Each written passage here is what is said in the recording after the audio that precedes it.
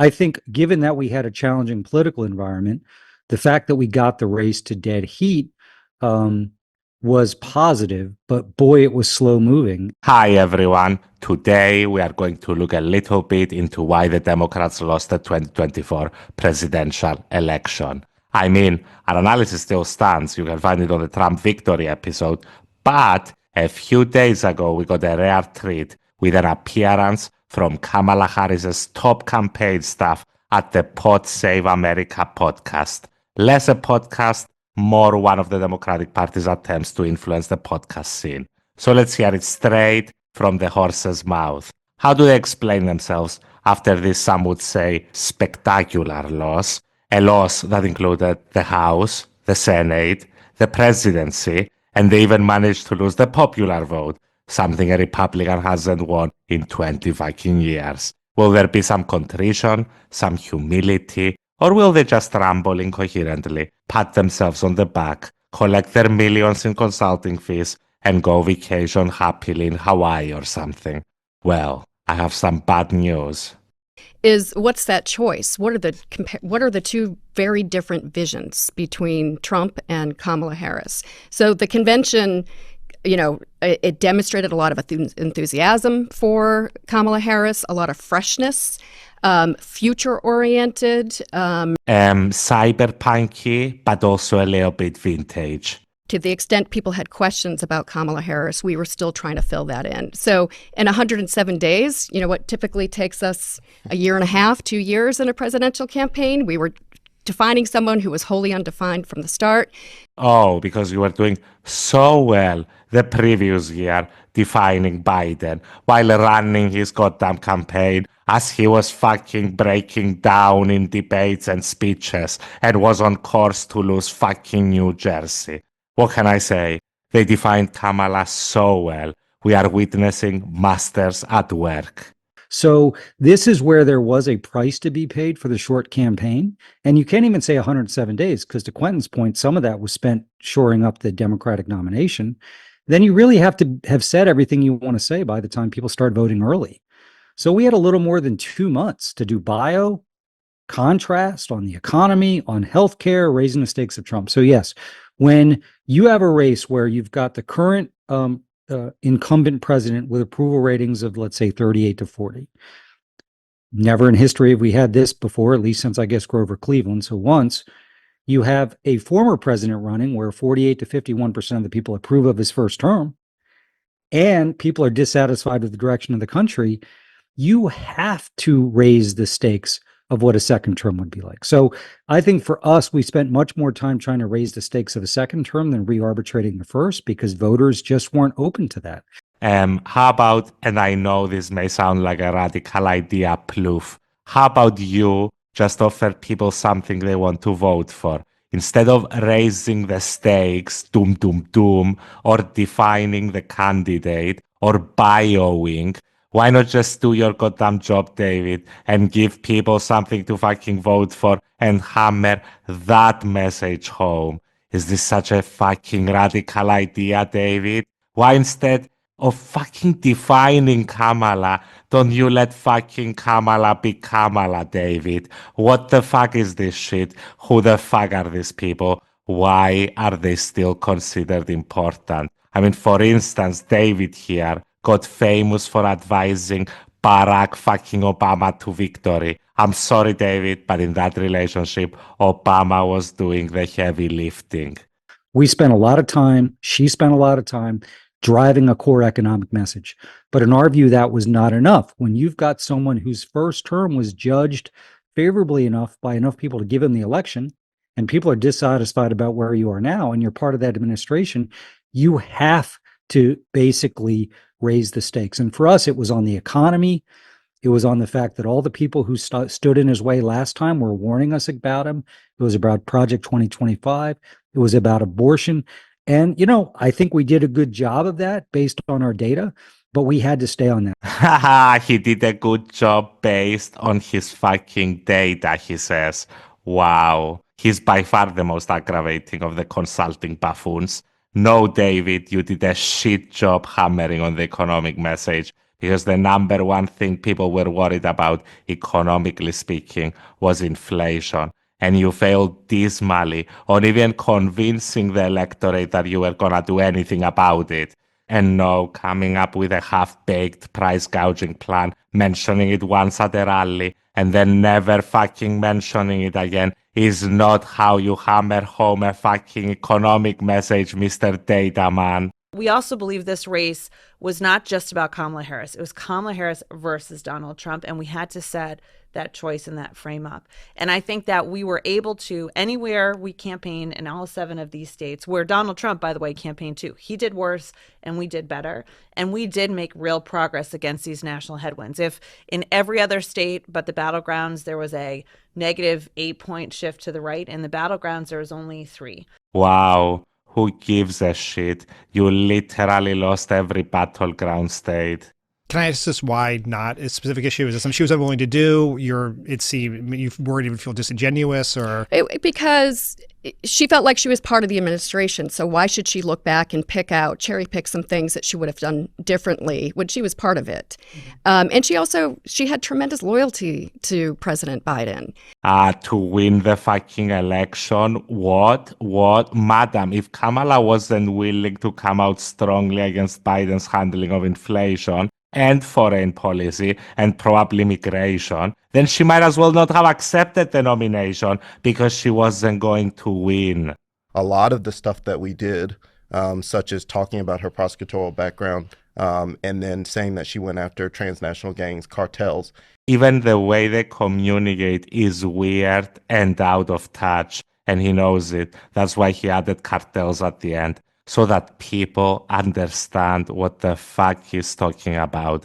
Why, oh why did they keep calling them transnational gangs in all the speeches? Call them international gangs, you fucking idiots, so that people understand what the fuck you're talking about. And he had an army of super PACs that were so coordinated. I'm sure there's some legal way they were coordinated, but I'm sure it was legal. Yeah, Yes. right. Yeah. Or illegal. Yes. But they, from the beginning, they were, week to week, all, one super PAC would take a couple weeks and hit Pennsylvania, and then the next one would come in and do the same, and they were all coordinated. We didn't have the benefit of that. But we believed as we were closing the race that it was really important for people to feel like they were part of something bigger, and that we were trying to identify opportunities to culturally reach people, not just politically reach people. So while the point of the Sphere wasn't really necessarily a Las Vegas play, it was a play to get the kind of attention and awareness, and to see in that, the song and, just you want to be part of that. That was a big part of our strategy. It's why in Philadelphia we spent, and in all of our urban markets, real resources on out of home.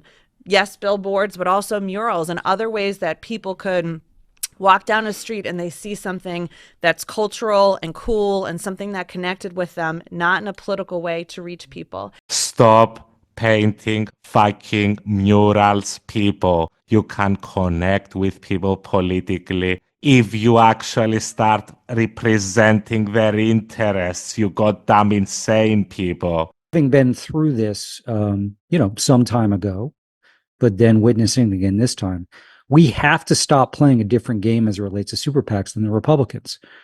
Love our Democratic lawyers. I'm tired of it. Okay. They coordinate more than we do. I think amongst themselves, I think with the presidential campaign, I'm just sick and tired of it. Okay. Wow. More super PACs. This from the campaign that raised more than $1 billion and had fuck you money to waste on the Sphere. They really are insane. Trump did a ton of podcasts. Let's put did. Rogan aside, right? As I said, Yeah. you don't win or lose. It would have been a big moment. You don't win or lose the campaign on one podcast. That was the core of Trump's media strategy, was to do a bunch of these podcasts. They were not political podcasts per se. They were probably political adjacent, right adjacent. I think when we could do it, we absolutely did it, and it was a top priority for us. And the truth is, when Trump would go on these podcasts, the conversation wasn't political, and we saw that. And, we did lots of outreach to many of the same podcasts that he went on. Ultimately, as we said, with everything in this campaign, we had to pick and choose because of the limitations on time. You do realize that Trump was operating under the exact same time constraints, and he went on all those podcasts. like now that the campaign's over and you sort of identified who sort of the voters were who moved at the end, how do you feel about the utility of some of that earned media stuff? Yeah. Is it now feel a little bit like we're just sort of talking to our own people all the time? Yeah. And not even in terms of who the targets were, the persuadable voters, which were largely young men, they're not watching the evening news. They're not watching cable. They definitely do not watch 60 Minutes. So older voters, maybe that's why Vice President did a little bit better with senior citizens. But look, our background is doing lots of earned media through the course of our careers. Oh, okay then. Pretty simple then. These morons should never have been hired in the first place. Then on top of that, we would do an interview, and to Stephanie's point, the questions were small and processy and about Dumb. They were not informing a voter who was trying to listen to learn more or to understand. And I'm not here to say that the whole system was focused on us incorrectly. I'm just saying, again, of the things we need to explore as we move forward as a campaign and as a country, that does a disservice to voters. And I think back and think we should have signaled more of our strategy early on about podcasts and who we were trying to reach. But we had a limited amount of time to reach the people we were trying to reach, and we were trying to go to them.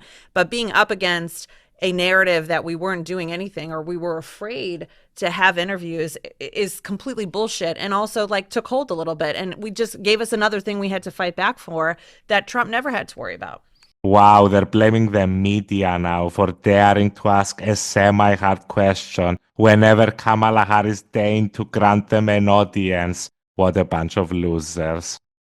Pluff, I want to talk a little bit about the decisions towards the end around campaigning with the Cheneys, doing the events with the Republicans, the sort of the pivot around the statement you guys did after the John Kelly fascism comments. I know at the end of every campaign, everyone in a losing campaign, at least, everyone then looks at it from the outside, looks at it and says the reason our side losses confirms whatever priors I had beforehand. But one of the arguments, particularly some folks on the left are making, is that doing this stuff with Cheney and Republicans suppressed turnout among the base. Just talk a little about why you decided to do the stuff with Cheney and whether you saw any blowback at all in your data. Well, first of all, like any organization, that's got the resources in the private sector, or in this case in politics, you make as many decisions as you can based on data by the marketplace. Okay. Wow, so we got our answer, people, to the $1 million question of this election. Why the fuck did they advise Kamala Harris to campaign with Liz fucking Cheney? And the answer, provided here by this titan of political wisdom, David Plouffe, is because of fucking data. Wow, because of fucking data. Mr. Plouffe, if your data was telling you should campaign with Liz fucking Cheney to win an election, you can pretty much wipe your ass with that data, as that's how much it's worth. Please continue, Mr. Plouffe. So, turnout was up in Milwaukee. It was down a little bit in Philadelphia and Detroit. But, we'd spent a lot of time with voters who we were concerned weren't going to vote. And the fact that Liz Cheney was supporting Kamala Harris was not an issue raised by any of them. Okay. So. Okay. What a fucking passive-aggressive douchebag personality. Wouldn't want him advising on my grocery list, let alone on how to run a fucking country. This political environment sucked. Okay. We were dealing with ferocious headwinds. And I think people's instinct was to give the Republicans and even Donald Trump another chance. So we had a complicated puzzle to put together here in terms of the voters. And it was going to take a little bit more independent Republicans than we saw in 20, maybe 1% more Republican. They will never stop doing it unless someone takes these assholes off the goddamn steering wheel. They will never stop doing it. They have one card to play, and their only card is that they want moderate Republicans. And they'll keep playing that card until not a single working class Democrat is left in the party. Please, someone, stop hiring them. I think it's a false choice to say it has to be one or the other. I think that is a mistake. I think we just have to do everything and we have to do it better. But I don't think that this is saying that by trying to win those voters who have shown you in the past 2 cycles that they are open to Democrats, you are abandoning the base. Well, and I would just add, I agree with this so much, and I think Yeah, we know you do. They will never learn. As I keep screaming into the ether, the way you earn votes, yes, even Republican votes, is by giving voters something to vote for and convincing them that you're on their side. That's it. Being a poll-tested, vague bullshit generalization machine to the degree that people can't even work out what your real beliefs are is not gonna win you an election. And neither is parading Liz fucking Cheney. Look, I think we've heard enough from these geniuses. In conclusion, they did everything right, the movement was right, the stakes had risen sufficiently, the defining was defined beautifully. It's just the headwinds were a little bit too strong. They needed a little more time, maybe a few more super PACs, and they're certain that the mythical moderate Republican voter would have shifted. It would have been funny if these weren't the people paid millions to be in charge of your campaign.